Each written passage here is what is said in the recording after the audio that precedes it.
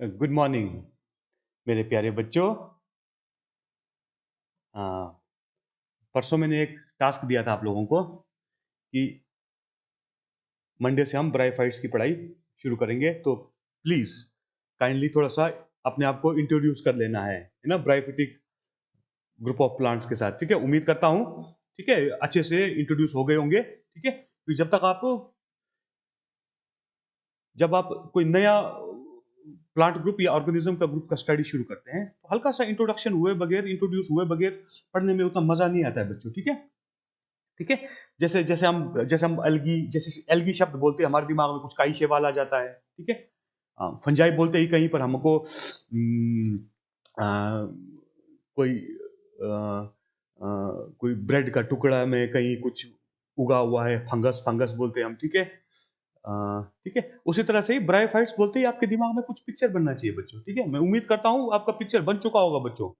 ठीक है, पिक्चर बन चुका होगा और इसके डेफिनेशन से भी इंट्रोड्यूस हो गए होंगे। ठीक है, हाँ।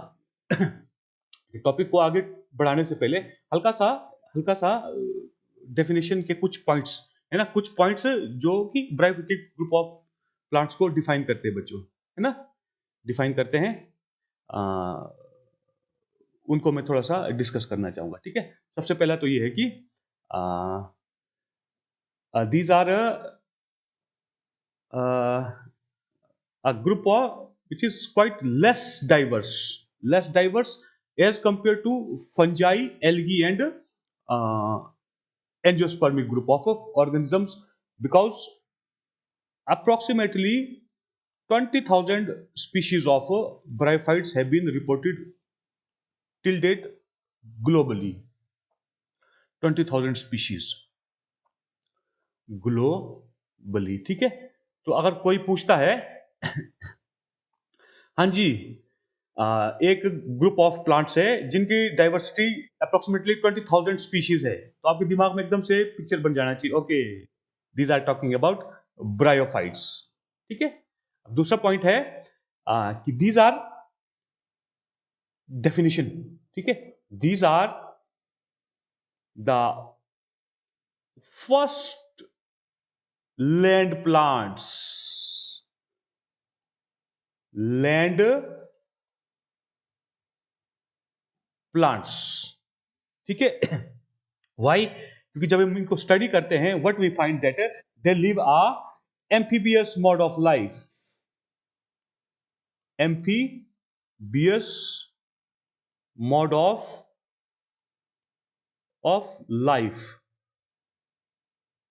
इसका क्या मतलब हुआ कि the bryophytic group of organisms they show dual character, the characters of terrestrial plants as well as the characters of aquatic plants।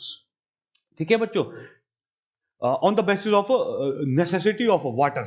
ठीक है, on the basis of necessity of water it has been stated in your literatures that water is essential for bryophytes during its life cycle for each and every step। however water is required by all organisms बच्चों, all organisms। ठीक है, there is no life without water. लेकिन जो bryophytic group of plants है, इनको हर एक step में पानी की जरूरत रहती है, स्पेशली ड्यूरिंग सेक्सुअल प्रोसेस।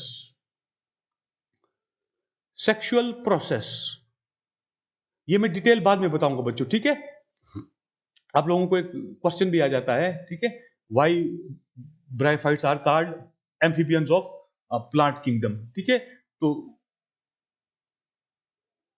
इस चीज को मैं बाद के टॉपिक में, है ना, हमारे पास एक अगला टॉपिक रहेगा, एक टॉपिक रहेगा why bryophytes are called amphibians of plant kingdoms. ठीक है, उसमें मैं आपको डिटेल में बता दूंगा। ठीक है, कि पानी की कितनी इंपॉर्टेंस है ब्रायोफाइट्स के लाइफ में। ठीक है, इसी वजह से इनको कहा गया है amphibians of plant kingdoms, and these are the first land plants. इनको हम फर्स्ट लैंड प्लांट्स भी बोल सकते हैं, या इसको हम मोस्ट प्रिमिटिव लैंड प्लांट्स भी बोल सकते हैं। कि अगर कोई पूछता है which group constitutes first land plants, okay, bryophytes, which group is considered most primitive land plants, again bryophytes, ठीक है। लेकिन इसके साथ एक और कैरेक्टर ऐड करना पड़ेगा कि these are what are bryophytes. Bryophytes are relatively small or less diverse group of first land plants or the most primitive land plants which are truly photosynthetic, which are truly which are truly photosynthetic. ये definition आप लोगों ने लिख लो बच्चों, ठीक है, लिख लो। photosynthetic. Why truly photosynthetic? Because like all other higher plant groups like pteridophytes, gymnosperms and angiosperms, all bryophytes possess chlorophyll A and chlorophyll B. Therefore, these are truly photosynthesizing group of organisms which are considered most primitive land plants, and their body organization is still a thallus. So this completes the definition of bryophytes बच्चों, ठीक है। यहां इन bryophytes में भी अभी तक true root, stem और leaves नहीं पाए गए हैं। हालांकि कुछ स्ट्रक्चर्स जो रूट्स की तरह दिखते हैं, या कुछ स्टेम की तरह दिखते हैं, या कुछ लीव्स की तरह दिखते हैं, ठीक है, वो पाए जाते हैं। लेकिन these are again not true root, stem and leaves. उनके लिए एक अलग सा एक टर्मिनोलॉजी दिया गया है। कोच करके एक ब्रायोलॉजिस्ट थे, कोच 1953 और 56, आई थिंक 56, ठीक है। ये मैं डिटेल तब करूंगा जब हम जनरल कैरेक्टर्स शुरू करेंगे, ठीक है बच्चों। तो मुझे लगता है कि काफी इंट्रोड्यूस हो गए हो, है ना। ब्रायोफाइट्स बोलते हमारे दिमाग में एकदम से तस्वीर आ जाना चाहिए कि first land plants, less diverse group of plants approximately having 20,000 species globally, ठीक है। और a group of plants, truly true plants or truly photosynthetic plants, truly photosynthetic plants whose body organization is still a thallus, ठीक है बच्चों। मैंने आप लोगों को 4 पेज का कंटेंट भेजा था, ठीक है, ठीक है। मैंने कहा था कि आप लोगों ने पढ़ लेना है, ठीक है। पर मुझे लगता है बच्चों, सबसे पहले हमको हल्का सा एक लाइफ साइकिल डिस्कस कर लेना चाहिए, ब्रायोफाइट्स का लाइफ साइकिल, क्योंकि इसमें लाइफ साइकिल में जो इवेंट्स आएंगे बाद में हम उन्हीं का इलेबोरेटेड फॉर्म करेंगे, ठीक है। क्योंकि यहाँ पर एक बड़ा प्रॉब्लम है बच्चों, मैंने आज तक जो देखा है स्टूडेंट्स फेस कर रहे हैं, जो हैप्लॉइड फेज और डिप्लॉइड फेज, ठीक है, जिनको इन यहाँ पर ब्रायोफाइट्स के अंदर गैमेटोफिटिक फेज और स्पोरोफिटिक फेज, या ब्रायोफाइट्स ही नहीं बाकी ग्रुप्स में भी, ठीक है, गैमेटोफिटिक फेज और स्पोरोफिटिक फेज के बीच में डिफरेंशिएशन, उनका रोल, ठीक है। मैंने आज तक देखा है बच्चों को, काफी बच्चे प्रॉब्लम फेस करते हैं। एक बात बताना चाहूंगा बच्चों, जब तक इन दो डिफरेंट फेजेस का ढंग से जानकारी नहीं मिलेगा, आगे पढ़ने का कोई फायदा नहीं होगा बच्चों। वो सारा का सारा फिर गड़बड़ हो जाएगा, ठीक है। तो इन्हीं बातों को ध्यान में रखते हुए मैंने सोचा है कि ब्रायोफाइट्स का स्टडी शुरू करने से पहले हल्का सा लाइफ साइकिल इंट्रोड्यूस कर लेते हैं बच्चों, लाइफ साइकिल के बारे में जानकारी प्राप्त कर लेते हैं, ठीक है। अब लाइफ साइकिल होता क्या है, what is a life cycle?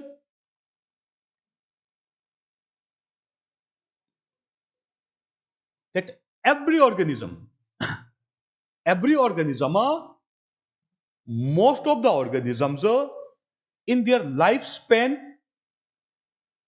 pass through two different phases, ठीक है।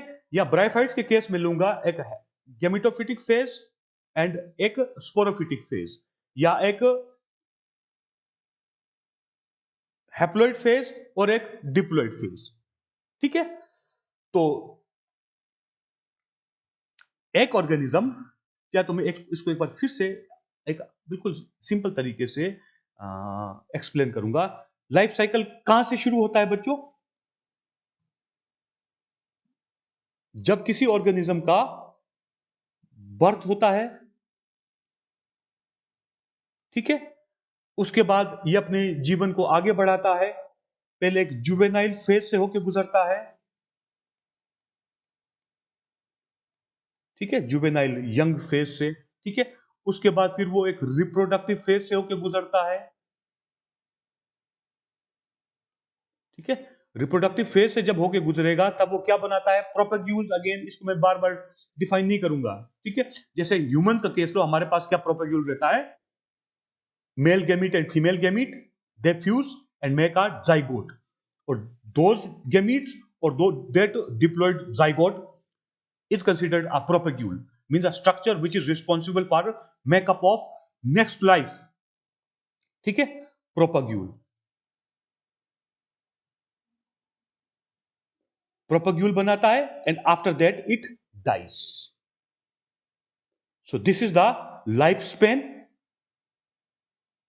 lifespan of each and every organisms, and most of the organisms, they pass through two different phases, and thus we can say that they pass through a biphasic life cycle।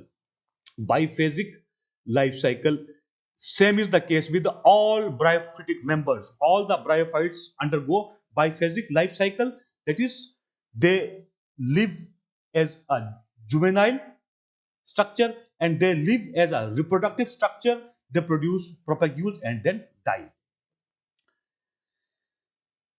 ठीक है बच्चों। लेकिन bryophytes के case में ये juvenile और reproductive की बजाय हम, क्योंकि ये मैं बाद में बताऊंगा बच्चों, ठीक है, जुवेनाइल में क्या गड़बड़ है, ठीक है। हर ब्रायोफाइट अपने जीवन चक्र में दो फेजेस से होकर गुजरता है। एक है हमारे पास गेमिटोफिटिक फेज, गेमिटोफिटिक फेज यहां ध्यान देना है बच्चों, और गेमिटोफाइट हमेशा हैप्लॉइड होता है, and then it passes through a sporophytic phase,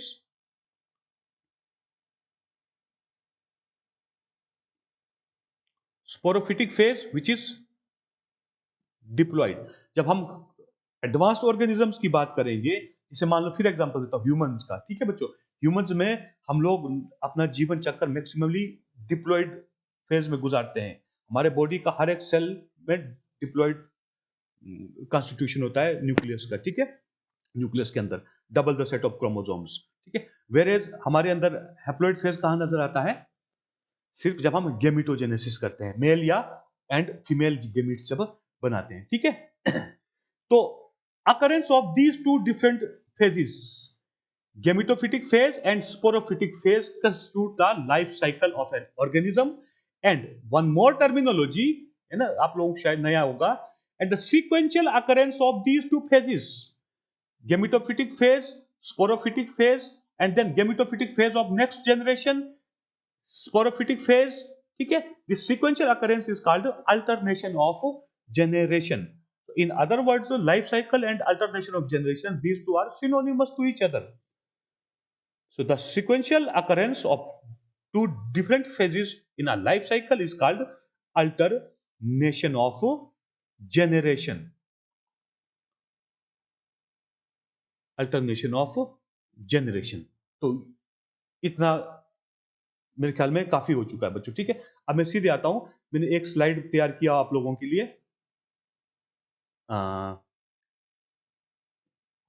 अच्छा, उससे पहले अल्टरनेशन ऑफ जनरेशन की जब बात कर रहे थे, तो अल्टरनेशन ऑफ जनरेशन दो तरह का होता है बच्चों, ठीक है। एक होता है हमारे पास isomorphic type of alternation of generation,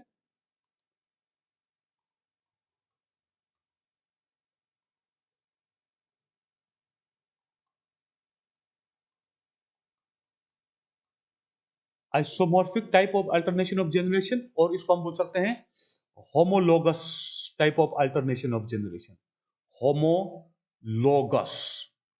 दूसरा टाइप आता है हमारे पास heteromorphic type of alternation of generation, heteromorphic, और इसको दूसरे शब्दों में हम बोल सकते हैं heterologous type of alternation of generation, heterologous, ठीक है। जो ब्रायोफाइट्स हैं, ब्रायोफिटिक ग्रुप ऑफ ऑर्गेनिजम्स हैं, इनमें अल्टरनेशन ऑफ जनरेशन हमेशा हिटेरोमॉर्फिक या हिटेरोलोगस टाइप होता है बच्चों, ठीक है। Heterologous type of alternation of generation का मतलब होता है कि अगर जो गेमिटोफिटिक फेज है, it does not look like a sporophytic phase, or in other words we can say that if gametophytic phase is different to that of sporophytic phase in the sense of its morphology. अगर gametophyte और sporophyte एक जैसे morphology नहीं नजर आता है, जो कि ब्रायोफाइट्स में होता है, 100% होता है, किसी भी ब्रायोफाइट में गेमिटोफाइट स्पोरोफाइट के जैसा नजर नहीं आता है, तो उस किस्म के अल्टरनेशन ऑफ जेनरेशन को हम बोलेंगे हिटेरोलोगस और heteromorphic type of alternation of generation. और इन केस अगर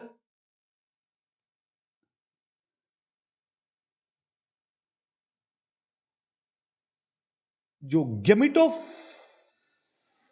फेज है वो स्पोरोफिटिक फेज जैसा दिखता है या स्पोरोफिटिक फेज से रिजेंबल करता है, मैच करता है. और in other words, if a gametophytic phase और gametophyte resembles in morphology to the sporophytic phase or the sporophyte, such type of alternation of generation is said to be isomorphic or homologous type of alternation of generation, जो कि bryophytes में नहीं होता है. आगे दो images से मैं आपको बताने का कोशिश करूंगा. आपके सिलेबस में दो जेनरा है बच्चों, ठीक है. एक जीनस है Funaria, this is our Funaria, Funaria, ठीक है. This is the gametophyte of Funaria, gametophytic thallus of Funaria.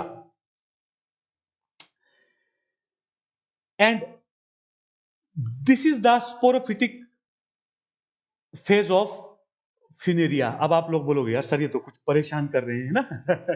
तो आप लोगों को मैं बताना चाहूंगा बच्चों, in bryophytes gametophytic phase constitutes the dominant phase, dominant phase, ये याद रखना है. अब in bryophytes, a gametophyte is always a dominant phase or the dominant plant body. This is a plant body which is independently living, ठीक है, and it grows on soil. It is truly photosynthetic, whereas and it is haploid. Whereas the sporophytic phase or the sporophytic plant body है बच्चों, sporophytic plant body, it is dependent on gametophyte.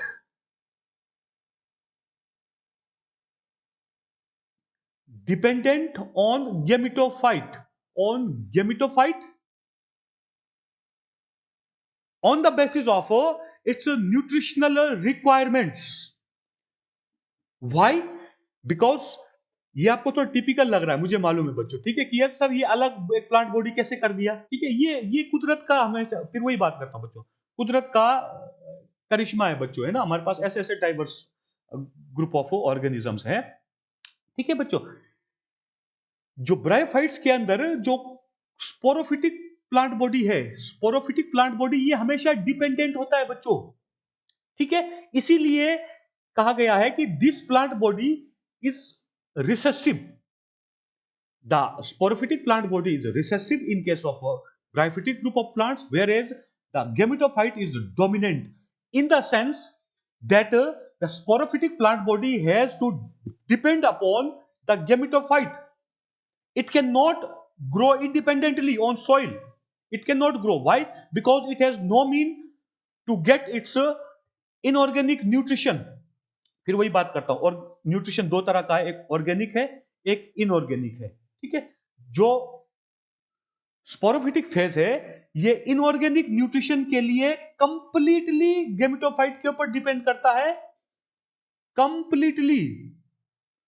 Whereas for organic nutrition, some bryophytes depend completely on some sporophytic structures.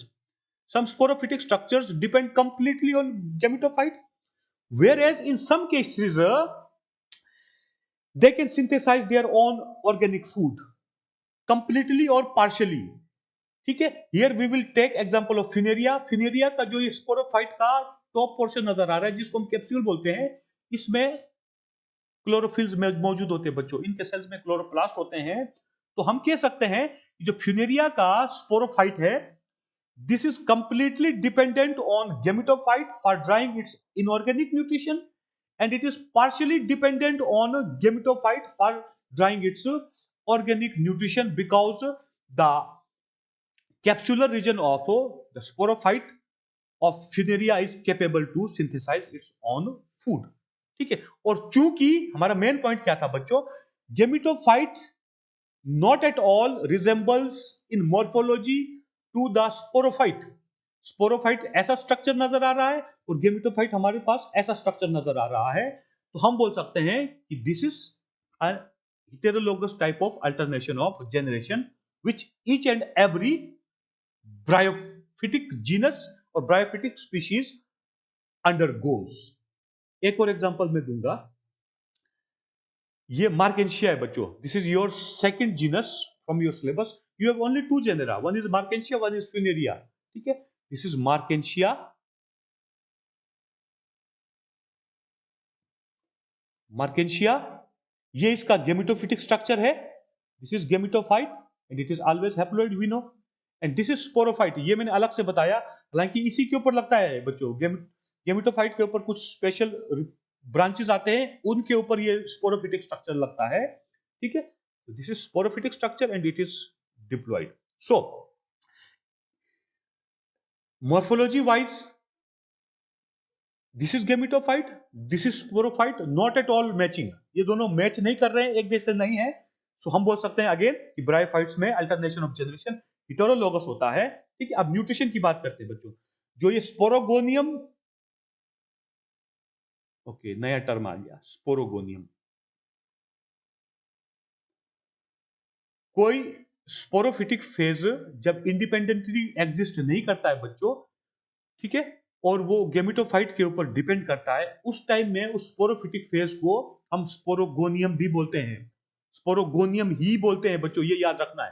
और ये bryophytes के अंदर है, मैंने बहुत जगह में देखा है कि गड़बड़ करते हैं, बच्चे भी करते हैं, कई किताबों में भी गड़बड़ हो जाता है। ठीक है, this is sporogonium. What is sporogonium? Sporogonium is a sporophytic structure which is not independently living like higher plants, and rather it lives on or it depends on the gametophytic plant body.